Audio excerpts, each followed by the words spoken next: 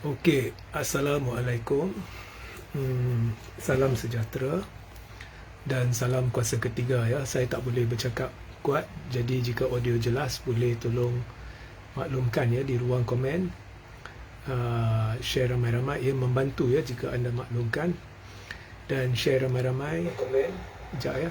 Dan sertai juga Telegram saya, iaitu Regi Jesse Rita Udin. So pergi ke Telegram, sertai saluran Regi Jesse Rita Udin, dan bagi mereka yang dah dapat saluran itu, kongsikan di ruang komen supaya orang lain boleh join ya.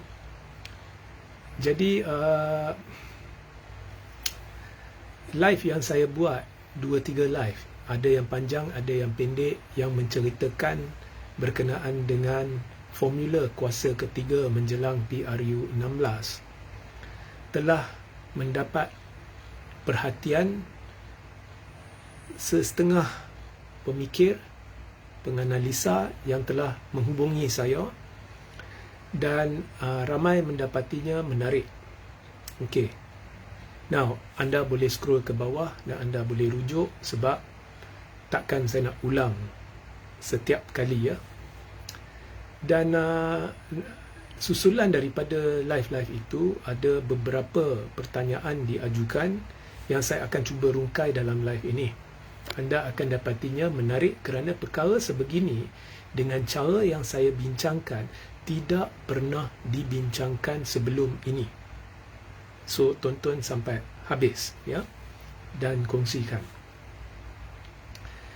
Iaitu bagaimana kita hendak selesaikan kemelut politik negara. Now, bila saya cerita kemelut politik negara, kita ambil perkara-perkara yang dikira masalah yang semua orang nampak. Penyokong PH pun nampak, penyokong Perikatan pun nampak, penyokong UMNO pun nampak. Semuanya nampak yang tidak dapat dinafikan. Nombor satu, yang paling utama ialah perpecahan yang amat nyata sekarang, yang memuncak, yang berada di puncak sekarang antara kaum. Spesifiknya Muslim dan bukan Muslim. Ini jelas ya. So ada perpecahan yang teruk di situ dari sudut politik, dari sudut sokongan politik. So itu ada. Kedua, disebabkan perpecahan itu, ada pelbagai retorik yang bertumpu kepada kaum dan agama. Walaupun belah sini kata belah situ main perkauman, tapi sebenarnya dua-dua main. Cuma tengok siapa kerajaan. Kalau contohnya PH kerajaan sekarang, dia buat 3R, dia tekan belah Perikatan. Walhal dalam 2 tahun ini saya sudah tampilkan beberapa contoh insiden maupun kenyataan beracun oleh pemimpin-pemimpin di belah sana yang juga di bawah 3R tetapi tidak diambil tindakan. So, masalah ini berlaku. Dan ketiga, ialah masalah ekonomi yang kian meruncing, yang setakat ini tidak berjaya diatasi secara efektif oleh semua pihak yang telah berkuasa dalam 4-5 tahun ini. So, ini masalah-masalah yang berbangkit. Now, Malaysia sedang atau sudah pun masuk ke dalam two-party system. Walaupun sebenarnya ada banyak parti, tetapi apabila UMNO telah berkawan dengan PH, dia lebih kurang two-party system. Walaupun PH dengan barisan berbeza, tetapi kita anggap dia sebagai perkumpulan yang sama, satu perkumpulan, ya, perpaduan, dan oleh itu kita ada two-party system. Rakyat sama ada pergi sini atau pergi sana. Dan amat jelas kedua-duanya tidak ingin bekerjasama. Bila dua-duanya tidak ingin bekerjasama, maka kita ada two-party system. Kalau untuk PH, masalahnya PAS. Kalau untuk Perikatan, masalahnya DAP. Dan mereka dah jelaskan mereka tidak ingin kerjasama. Okey, so boleh dengar, tolong message ya, bantu ya. Baik, sekarang ni saya rasa awak yang mengikuti saya pun ada ikuti grup sini, grup sana ya.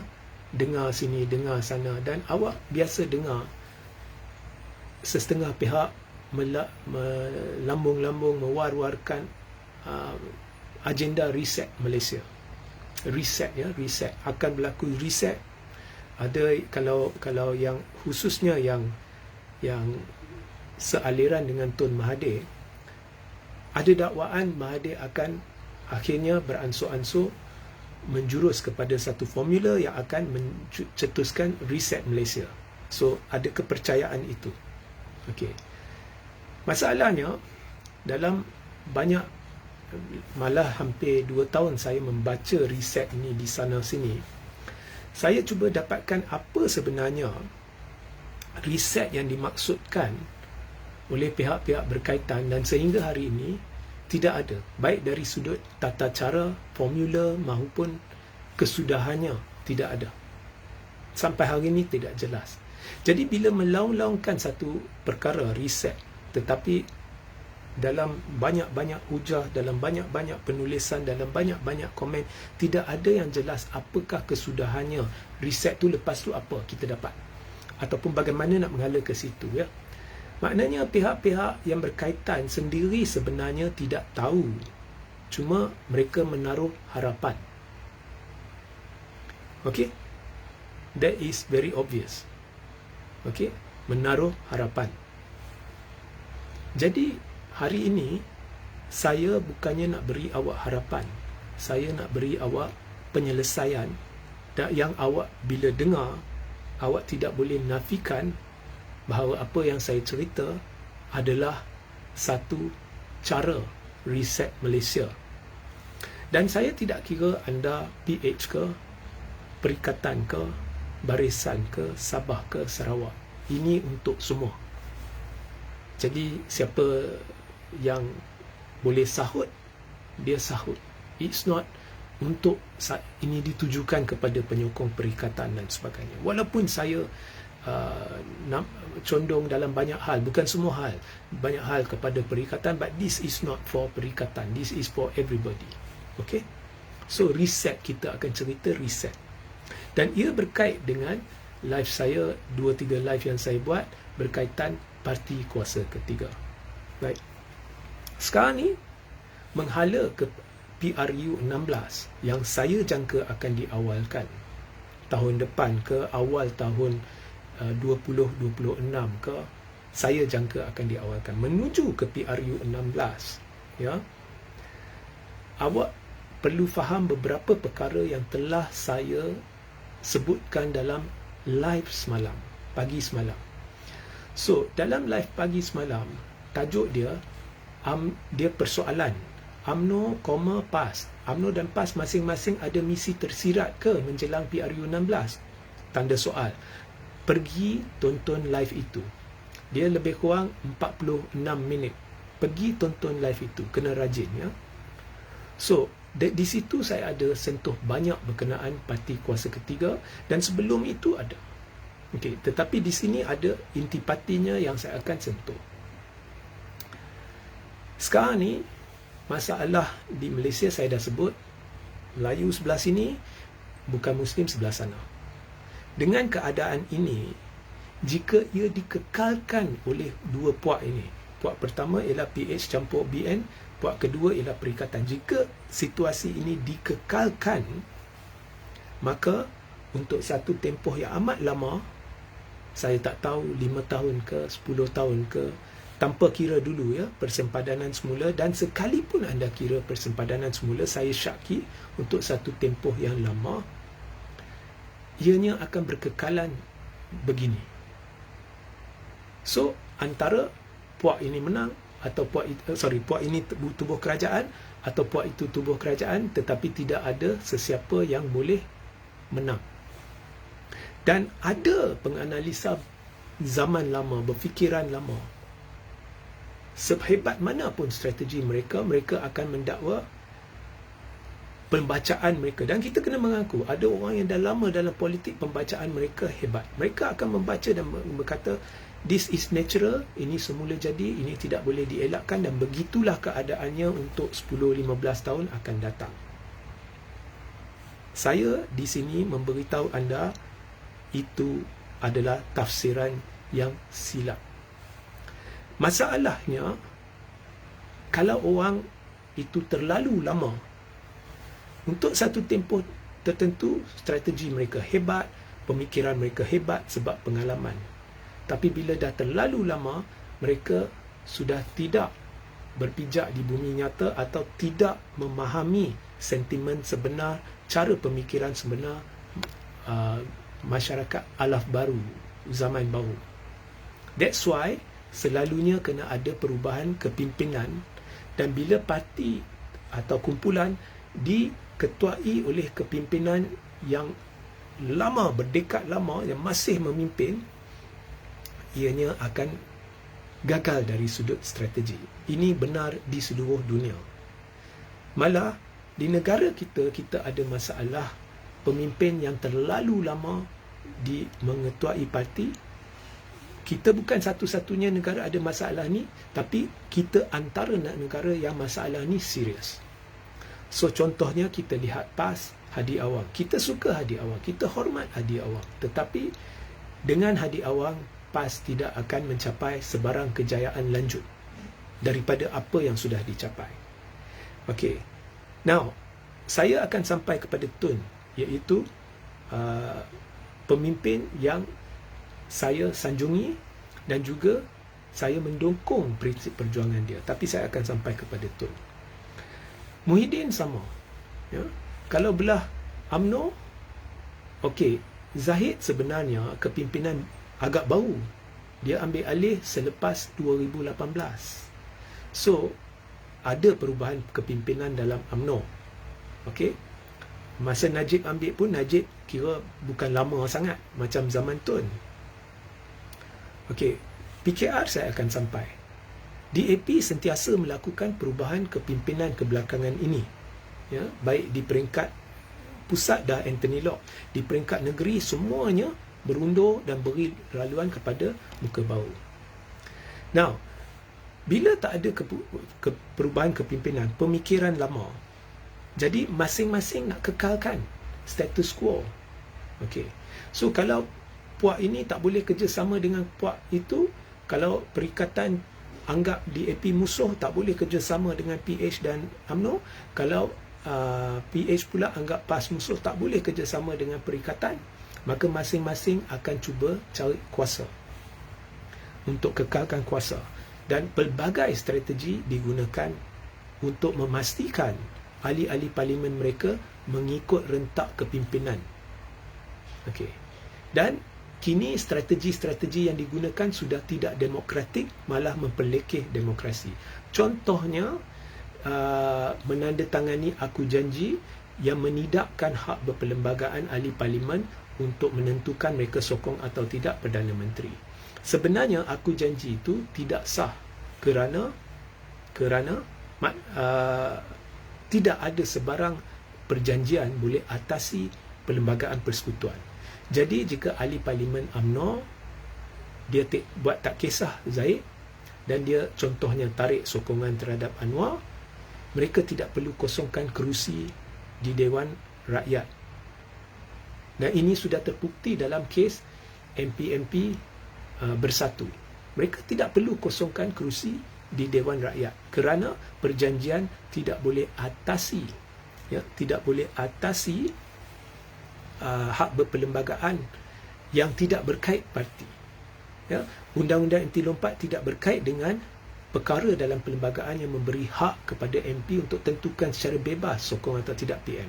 Maka jika Zahid pecat MP tersebut, contohnya Hishamuddin tarik sokongan terhadap Anwar, Zahid pecat Hishamuddin tidak perlu kosongkan kerusi. Kalau Zahid kata oleh kerana Hishamuddin tarik sokongan terhadap Anwar, maka keahlian dia tergugur secara automatik, ya, kerana pindaan perlembagaan UMNO yang diselaraskan dengan pindaan perlembagaan babak Undang-Undang Anti Lompat tu. So Hishamuddin kena kosongkan, sebenarnya tak perlu. Maka tindakan Zahid menggugurkan keahlian Hishamuddin sebenarnya kini dianggap sebagai memecat Hishamuddin. So Hisham ikut betul, tak payah takut. Malangnya dalam aku janji yang ditandatangani, mereka juga telah melibatkan satu bond 100 juta. bila melibatkan bond dan ada perbelanjaan daripada berkait dengan bond itu masa kempen pilihan raya, mereka terikat dengan undang-undang yang berkait dengan bond itu. Di situlah MP-MP takut. So secara tidak langsung hak berperlembagaan mereka telah disekat. Maka proses sudah jadi tidak demokratik. Mengapa? Sebab kumpulan ini nak berkuasa. Mengapa? Sebab ada permusuhan. Ya, sama ada saya dapat kuasa atau awak dapat kuasa. Mengapa ada permusuhan ini? Ya, sebab masing-masing menumpu kepada segmen kaum yang lain. Kalau PH menumpu kepada bukan Muslim. Kalau Perikatan menumpu kepada Muslim. Okey. So, bila orang kata reset, maknanya kau nak pecahkan dominasi ini. Kerana undang-undang anti lompat sebenarnya yang dipersetujui semua, dipersetujui sebab masing-masing nak berkuasa. Undang-undang anti lompat ini sebenarnya tidak menuruti asas semangat perlembagaan. Ia mengekang kebebasan ahli parlimen dengan percubaan ketua-ketua parti untuk mengawal ahli-ahli parlimen. Seperti mana yang berjaya dilakukan oleh Zahid menerusi Aku Janji yang berserta juga bond 100 juta. Okey. So, tindakan-tindakan tak demokratik ini adalah loophole yang membenarkan secara tidak langsung pemimpin-pemimpin parti mengatasi perlembagaan persekutuan. Sama juga bond yang ditandatangani, perjanjian ditandatangani antara Zuraida dengan PKR. Ya. So, mereka mengawal ahli-ahli parlimen dengan cara itu mereka cuba dapatkan kuasa.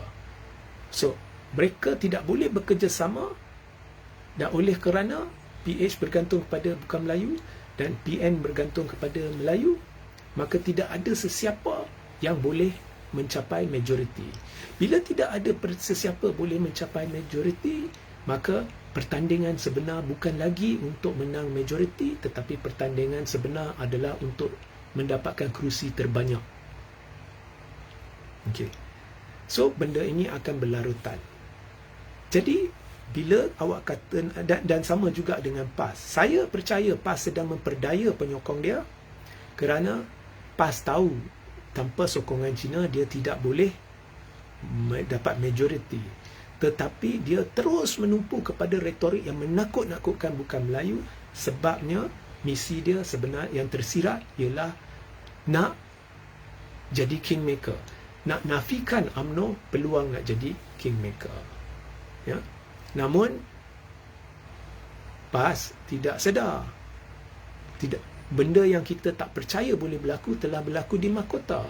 Tiba-tiba UMNO dapat sokongan pengundi Cina dari PH sebab PH dan barisan telah berkempen sebagai jentera perpaduan, dan disebabkan MCA dan DAP berkempen bersama, orang Cina teruja dan orang Cina telah sokong UMNO.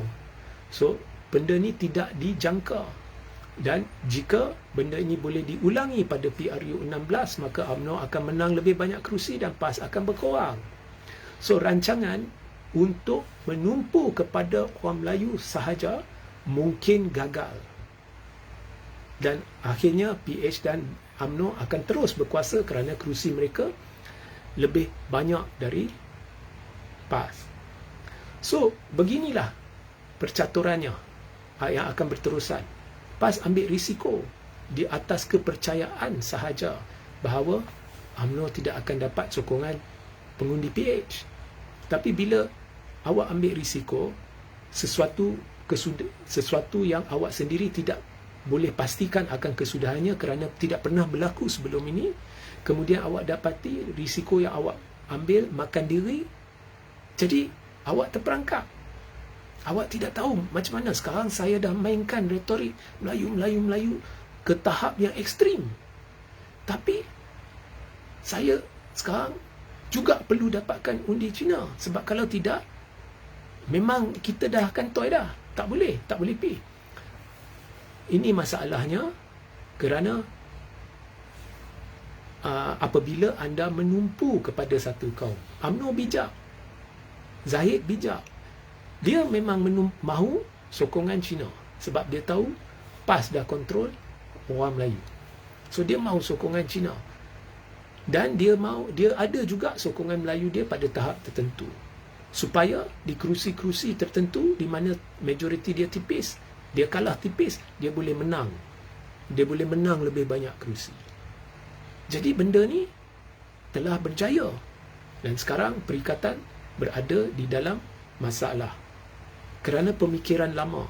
Sekurang-kurangnya Zahid yang hanya mengambil alih UMNO dah baru 6 tahun, kira pemimpin baru ambil lah, ya, dia lebih kepada strategi-strategi dengan pemikiran terbuka. Dia sanggup buat apa saja. Dia tidak terkongkong dengan satu naratif, ya. Okey.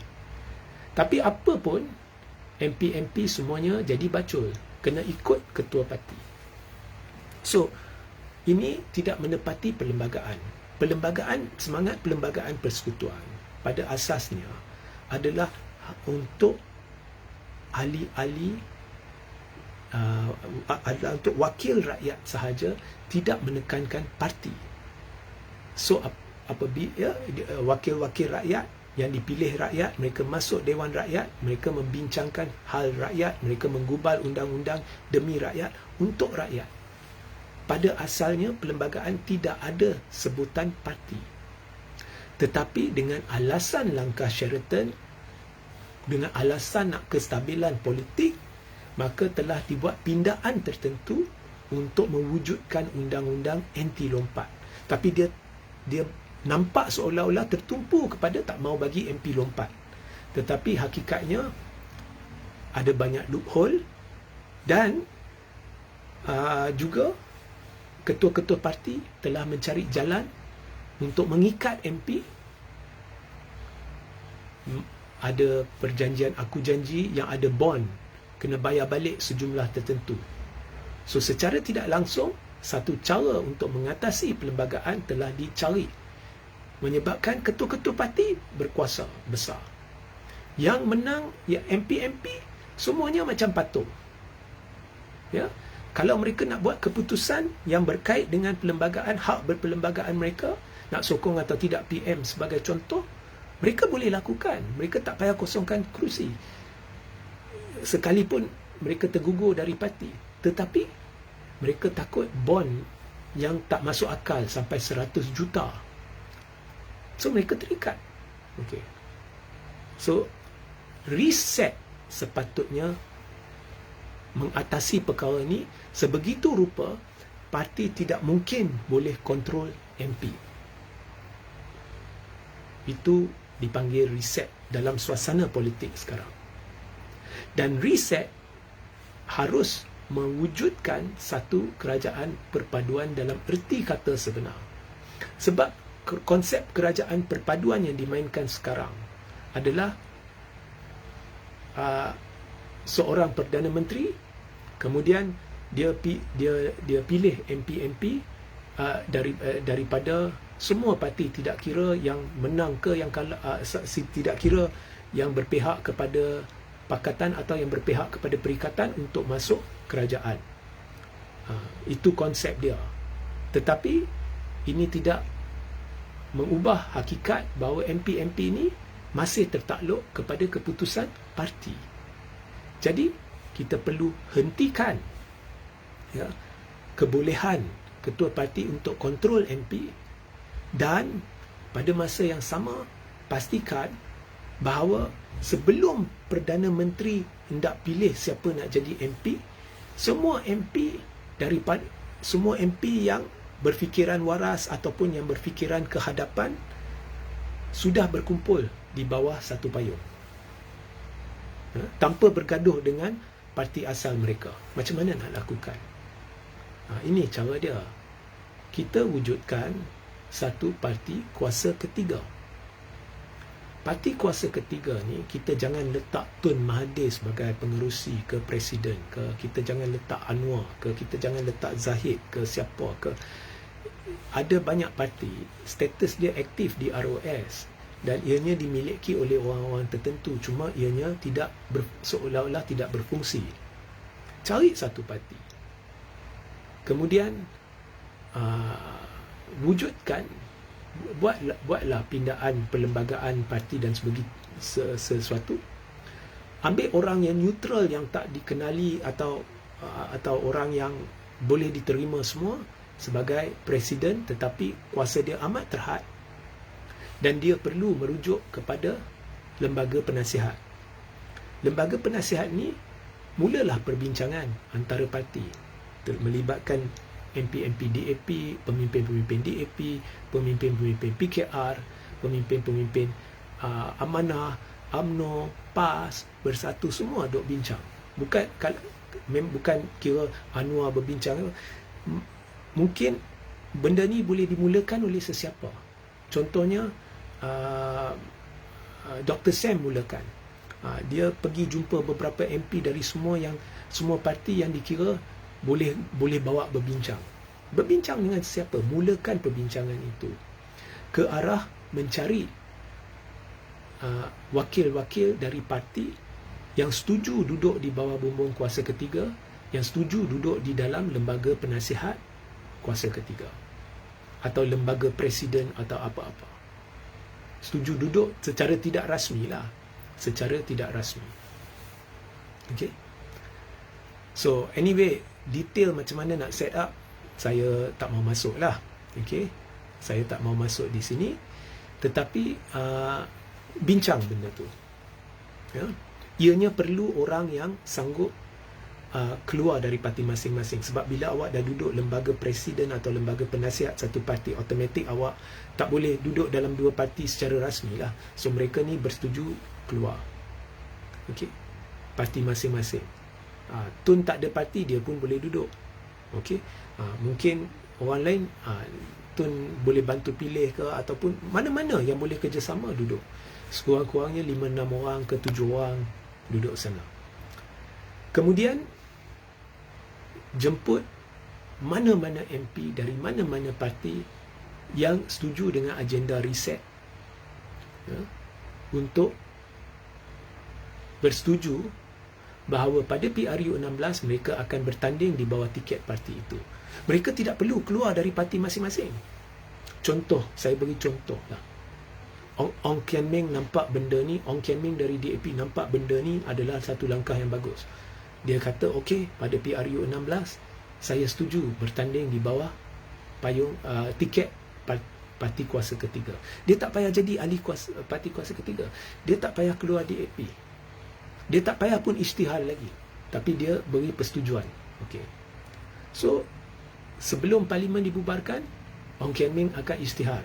Pada PRU 16, saya akan bertanding di bawah tiket parti kuasa ketiga. Kalau DAP tak puas hati, DAP boleh pecat Ong Kian Meng. Kalau DAP nak kekalkan Ong Kian Meng sebagai ahli parti, terpulang pada DAP. Mungkin tindakan Ong Kian Meng dianggap melanggar, ya, perlembagaan DAP, dan DAP ambil keputusan untuk pecat dia. Pecatlah. Maka sesiapa yang ingin bertanding di bawah parti kuasa ketiga tak payah keluar parti masing-masing, cuma perlu isytihar dan bersedia kemungkinan dipecat. Jika dipecat, boleh jadi ahli parti kuasa ketiga. Jika tidak dipecat, boleh bertanding di bawah tiket parti kuasa ketiga. Ya, sama seperti Tun Mahathir dulu, sebab tu menjadi pengerusi Bersatu, telah bertanding pada PRU 14 di bawah tiket PKR. Adakah Tun menjadi ahli PKR? Tidak. Tun hanya bertanding di bawah tiket PKR, sedangkan Tun adalah ahli Bersatu. Sama juga, saya satu lagi contoh saya beri, sama juga dengan Muhammad Sabu. Pada PRU 14, Muhammad Sabu bertanding di bawah tiket PKR. Adakah Muhammad Sabu telah lucutkan keahlian dia di dalam Amanah? Tidak. Dia cuma bertanding di bawah tiket PKR, tetapi kekal ahli Amanah. So, ramai orang dari DAP berbuat demikian, dari Amanah berbuat demikian. Maka benda ni dibolehkan oleh parti.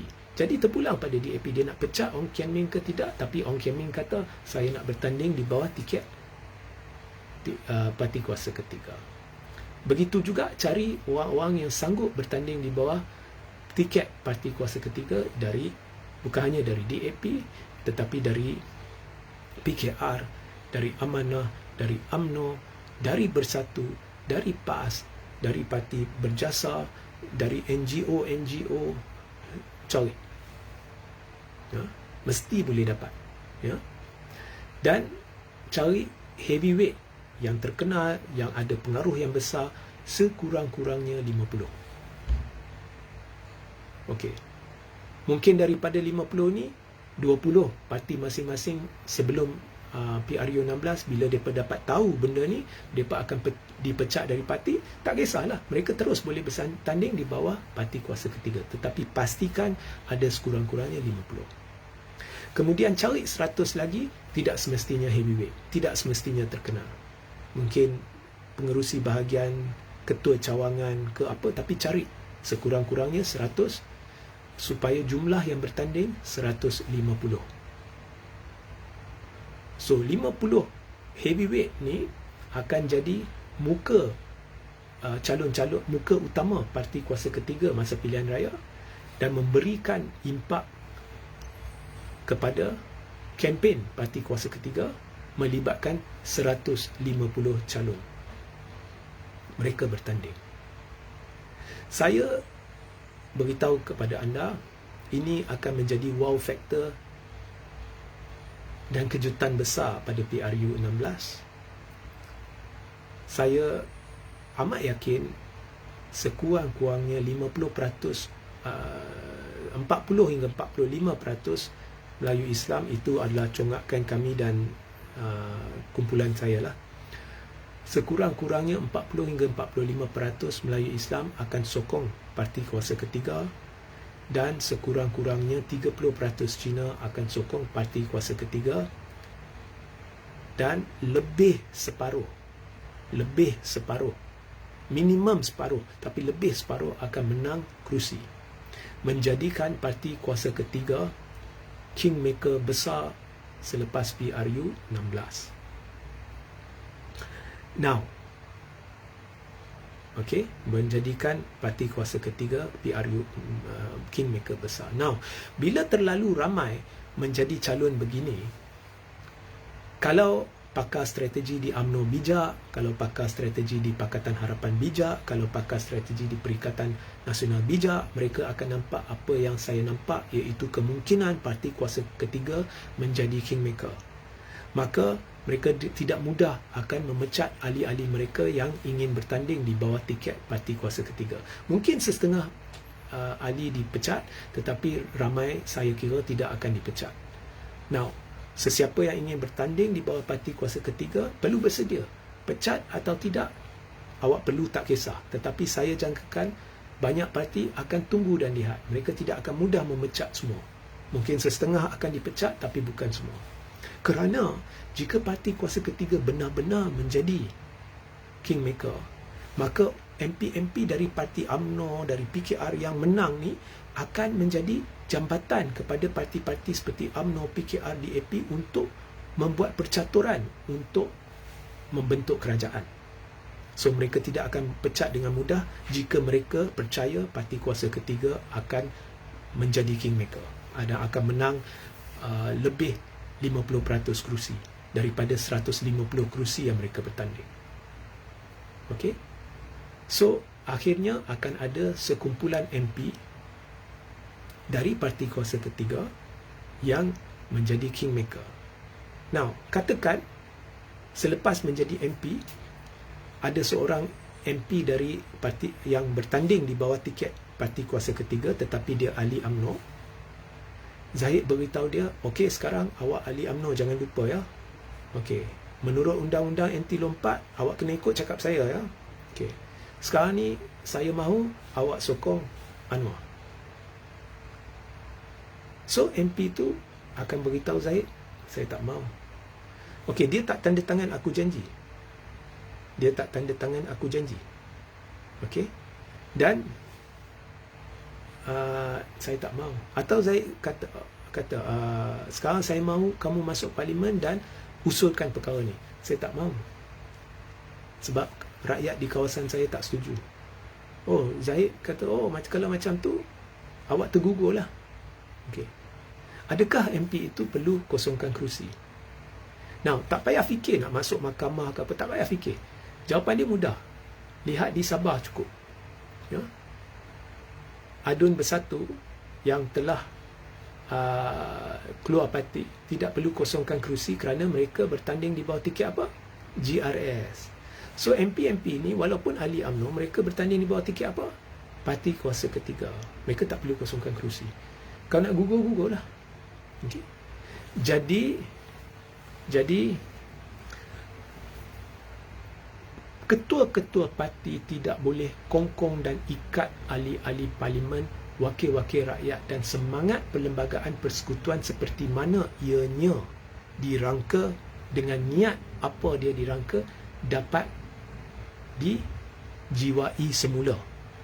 MP-MP perlu bertumpu kepada fungsi mereka sebagai MP, sebagai wakil kepada rakyat, dan beri keutamaan kepada fungsi itu berbanding parti. Ya. So, akhirnya parti kuasa ketiga akan tentukan siapa jadi Perdana Menteri. Dan Perdana Menteri itu, of course, kalau parti kuasa ketiga, dia berkemungkinan besar pilih di antara mereka untuk jadi Perdana Menteri. Dan Perdana Menteri itu boleh pilih ahli-ahli parlimen untuk masuk kerajaan daripada satu kumpulan yang sudah pun bersatu. Ada semangat perpaduan sebab ada wakil dari semua parti. Parti itu dengan sendirinya mewakili perpaduan. So, kerajaan akan ada wakil dari semua parti atau semua ideologi, benar-benar merupakan kerajaan perpaduan. Ketua-ketua parti tidak boleh paksa MP-MP untuk utamakan parti. Jadi, MP-MP bertumpu kepada rakyat. Masalah perpecahan antara Muslim versus non-Muslim tidak wujud lagi. Tidak perlu PAS takut ataupun PH takut siapa yang akan dapat kerusi banyak. Tidak perlu mainkan strategi-strategi untuk meracuni satu kumpulan kaum tertentu agar mereka tidak lari ke belah sana, sehingga masalah perkauman di negara ni makin serius. Ya. Tidak perlu PAS bimbang, saya dapat tak sokongan orang Cina. Tak dapat sokongan orang Cina, kalau UMNO dah dapat sokongan orang Cina, maka habislah, kita tak boleh nak berkuasa. Sehingga mereka sudah panik, dan Tuan Ibrahim dan 2-3 orang lain termasuk dari Bersatu buat kenyataan kita perlu tarik sokongan Cina. Walhal retorik yang mereka mainkan adalah retorik kepimpinan parti yang berfikiran lama, yang masih mengapi-apikan semangat orang Melayu Islam ke tahap yang ekstrim sehingga menakut-nakutkan orang Cina. Dan begitu juga parti-parti belah kerajaan. Mereka mengapi-apikan semangat orang untuk takut kepada PAS sehingga mereka sukar mendapat sokongan Melayu tambahan. Sekalipun Dr. Akmal mainkan isu KK Mat, isu ini, isu itu, tetapi sukar nak dapatkan sokongan Melayu daripada Perikatan Nasional. Benda ni semua, pertimbangan ini semua, masalah ni semua akan hilang kerana ketua-ketua parti akan sedar. Kalau kita terus dengan strategi ni pun, tak guna. Akhirnya yang akan tentukan siapa jadi kerajaan adalah parti kuasa ketiga. Dan selepas parti kuasa ketiga ini berkuasa, jika parti-parti PAS, Bersatu, DAP, PKR, UMNO tidak mengubah caranya, mereka akan beransur-ansur ditolak terus oleh rakyat dan parti kuasa ketiga akan mendominasi politik negara untuk satu tempoh yang sangat lama.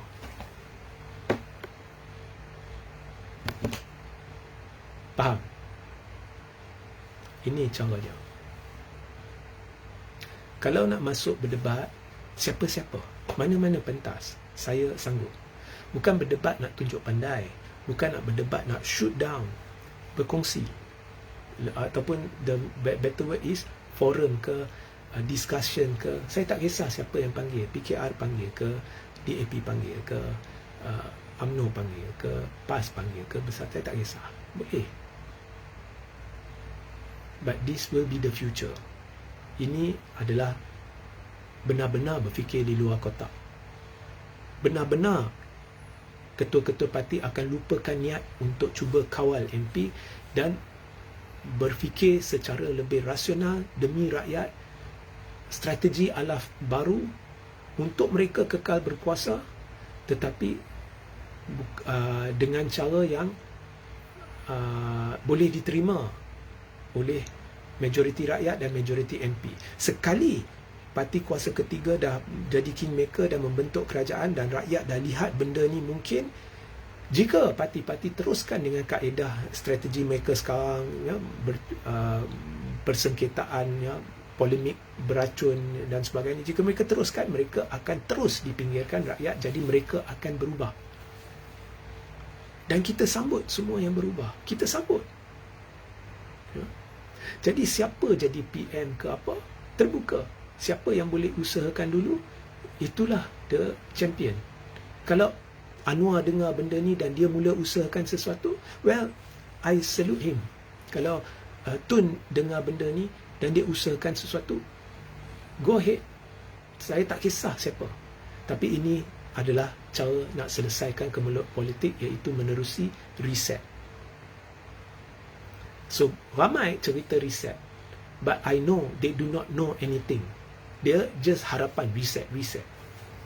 Dan ramai menaruh harapan di kalangan penyokong Tun. Tun has got a plan. Tun pun strategi dia ada banyak kesilapan.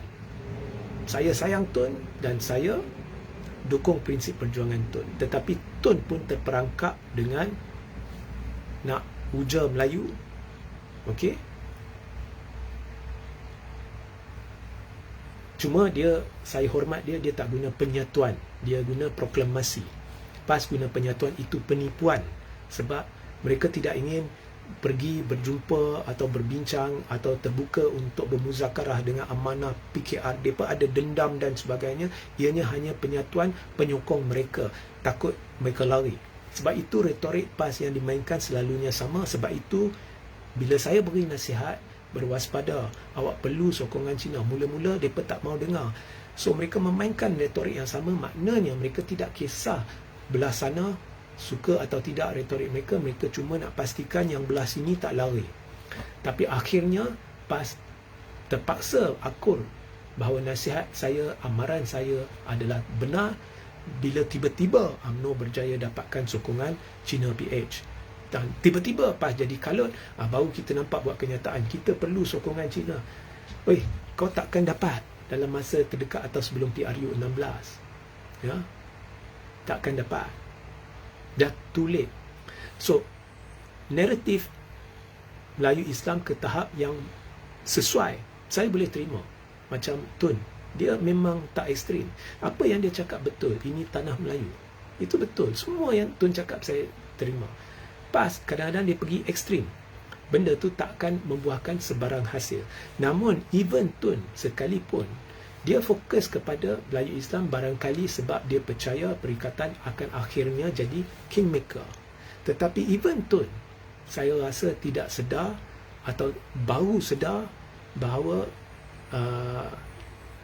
apa yang UMNO capai di Mahkota boleh menggugat perancangan Perikatan Nasional, proklamasi dan SG4 dan sebagainya. Ya, sehingga kan perikatan kalau terus cara macam tu, dia memang tidak akan jadi kerajaan untuk 20 tahun ke yang akan datang. Okey.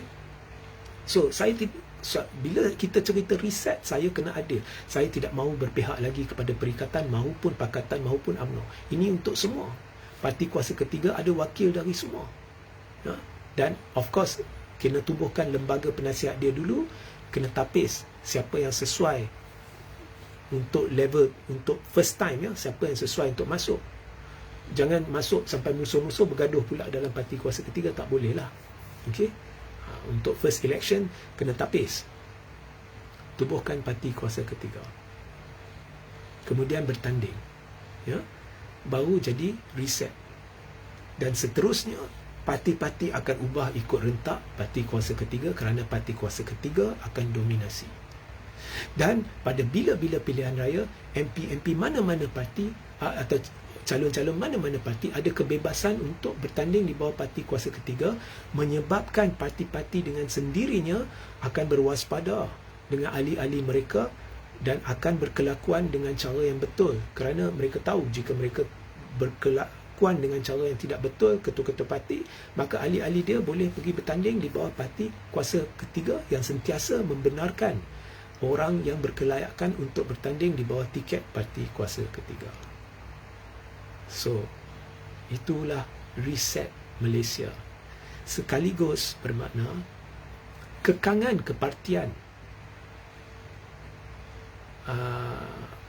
fenomena kepartian yang mendominasi Dewan Rakyat berbanding keperluan untuk berkhidmat sepenuhnya demi rakyat akan beransur-ansur hilang. MP dan Dewan Rakyat akan bertumpu kepada permasalahan rakyat dan tidak akan ada agenda-agenda tersirat atau berkurang agenda-agenda tersirat yang bersifatkan kepentingan parti. Ketua-ketua parti sekadar membimbing ahli-ahli mereka dan ketua-ketua parti akan bertungkus lumus untuk mencari formula terbaik yang boleh memuaskan hati semua ahli mereka dan tidak melakukan perkara-perkara pelik seperti yang dilakukan sekarang untuk memastikan semua tidak meminggirkan dan pergi ke parti kuasa ketiga, dan untuk memastikan hubungan mereka dengan wakil-wakil mereka yang menang bawah tiket parti kuasa ketiga adalah baik. Maka sudah ada reset, ya, dan tidak ada sesiap mana-mana ketua parti yang dengar ni boleh halang jika benda ni benar-benar diusahakan. Tak boleh halang. They will be powerless to halang. Parti ini akan dominasi pilihan raya. They will be powerless. Ya. They will be powerless. Tengok siapa yang buat dulu. So, orang-orang berfikiran zaman lama, bila dah terlalu lama, mereka sudah tidak, they lost touch with the voters. They lost touch with reality dan keadaan semasa cara pemikiran zaman sekarang. Sebab itu strategi mereka akan lari, and termasuk Tun. Ya. So Tun doesn't have the formula for reset. Kalau ada pun, ianya berisiko gagal. Saya tak akan nak kata gagal, saya kata berisiko gagal. Ya. Kalau pentaksub, dia akan kata Tun has got a very special plan. Tapi Tun sebenarnya mengaku kepada saya secara peribadi pada November 2022 selepas pilihan raya bila saya jumpa dia. Dia kata dia dapat tahu, ya, bahawa cara pemikiran orang muda ni sudah berbeza, mereka terbuka dan sebagainya. Benda-benda yang saya cerita kat awak, dia dah sedar. Dia bukan sedar sebelum pilihan raya. Segala strategi yang digunakannya gagal. Of course, ada faktor lain yang menggagalkan Tun di dalam pejuang. Ini masalah pejuang juga. Tetapi, even kalau tak ada masalah itu sekalipun, takkan kalah sampai semua hilang deposit. So, ada benda, that's why saya cadangkan Tun jadi negarawan. Masa saya jumpa, saya setuju. Saya kata, saya setuju dengan pendapat bahawa pejuang dianggap parti bapa dengan anak. Dan saya pun beritahu Tun, yes, Tun patut keluar pejuang. Dan akhirnya Tun keluar pejuang. Sebab saya kata Tun sekarang patut jadi negarawan. Sebab saya tahu untuk strategize for the future, kena ada generasi baru yang boleh berfikir di luar kotak. Generasi lama membantu dari sudut pengalaman. Itu betul. Tun membantu sebab pengalaman Tun amat berharga. But he doesn't have yang didakwa oleh setengah pihak, satu formula yang akan selamatkan. Tak ada. Okay? Alright. So itulah reset Malaysia. So semua dah dengar. Anwar dah dengar, Hadi dah dengar, Tuan Ibrahim dah dengar. Kalau korang dah ada soalan, bolehlah tulis. Saya kumpul-kumpul, nanti kalau perlu saya buat satu lagi live. Semua dah dengar, ya. Of course, saya cuma bincang secara surface saja, permukaan saja. Ya. Okey. So, inilah cara atasi kemelut politik negara. Ya. Inilah cara memastikan kerajaan selanjutnya akan menepati semangat asal perlembagaan persekutuan sekaligus menjadikannya riset yang betul. Dan ini akan menjamin bahawa tidak ada mana-mana pencaturan parti seperti persempadanan semula. Sebagai contoh, ramai takut persempadanan semula kan, especially dalam PAS Bersatu kan. Persempadanan semula pun tak ada efek dah. Akhirnya, kalau dapat jumlahkan 150 MP dan calon, dan pastikan 50 daripada calon itu adalah heavyweight dari pelbagai parti, ya, buatlah persempadanan semula sebanyak mana pun. Saya beri jaminan lebih 50% yang bertanding akan menang. Silap-silap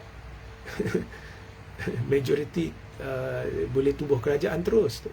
Itu that is too far too hopeful lah. Ya. Ya. Dan ketua-ketua parti tidak boleh terlalu yakin lagi. If you approach this correctly, saya nak tengok siapa yang boleh kata benda ni is too far-fetched. Sama macam gerakan dulu pada tahun 1969, dia jadi kuasa ketiga. Saya buat satu lifeline untuk jelaskan bagaimana gerakan akhirnya jadi kuasa ketiga. Dia sendiri tak jangka. Tapi sekarang rakyat dalam keadaan dia dah nampak PH, dan ramai fed up. Buat pertama kali selepas 16 tahun sudah ada Cina atas pagar. Lebih 50% tak keluar mengundi di Sungai Bakap, Mahkota. Ramai dah fed up. Mereka dah lihat Perikatan Nasional asyik main naratif serang, naratif ekstrim, tapi dasar dia apa, penyelesaian dia apa, satu apa pun tak ada. Rakyat fed up. Bila ada benda ni, dia akan bandingkan. Okey, kerajaan kata dia sekarang ni kerajaan perpaduan. Tapi benarkah perpaduan? Anwar jemput semua, tapi Perikatan tak mahu masuk. Alasannya DAP. Jadi ini sebenarnya bukan kerajaan perpaduan dalam erti kata universal. Tapi sekarang ni, kita ada peluang untuk melantik wakil-wakil rakyat yang sudah pun berpadu. Dan kita tahu kerajaan yang akan dibentukkan benar-benar kerajaan perpaduan. Kau fikir takkan dapat sambutan? Ya. Inilah formula reset Malaysia. Every single party sekarang, cara kau sedang bergerak, ya, especially Perikatan, landasan dah tak betul dan korang tak sedar sebab kepimpinan yang lapuk. Sekurang-kurangnya kalau banding Perikatan dengan PH dan Barisan dan PH, strategi dia mengatasi Perikatan. Tapi kalau ada pihak yang berjaya merealisasikan formula reset ni, semua strategi lain boleh tolak tepi. So kalau ada soalan boleh tanya saya. Kalau ada jemputan, saya akan pergi bincang. Saya tak kisah kalau tiba-tiba Anwar sendiri panggil, saya akan pergi. Sekarang ni saya tak nak berpihak kepada pemimpin dari sudutnya membincangkan parti kuasa ketiga dari Reset Malaysia. Saya tak nak berpihak kepada apa, sebab akhirnya tak kira Anwar yang mulakan ke Zahid yang mulakan inisiatif ni, akhirnya ianya secara semula jadi akan membentuk satu parti perpaduan. I don't care anymore, ya? Sebab saya tahu belah-belah Perikatan, walaupun saya condong ke arah mereka, tapi mereka degil, bongkak dan tidak boleh berubah. So siapa-siapa? If Tun calls, I will go. Tapi Tun ini orang di sekeliling dia ni, dia ada kepentingan ni, dia memang daripada macam-macam lah, tak mau cerita lah, ya? So ini masa depan. This is the future. Saya personally am not even interested nak jadi ahli parti, nak jadi wakil rakyat, peringkat negeri not interested. Saya cuma memikirkan benda ni demi rakyat. That's all. Kalau ada orang initiate, saya benar-benar tertunggu-tunggu, saya nak tutup buku.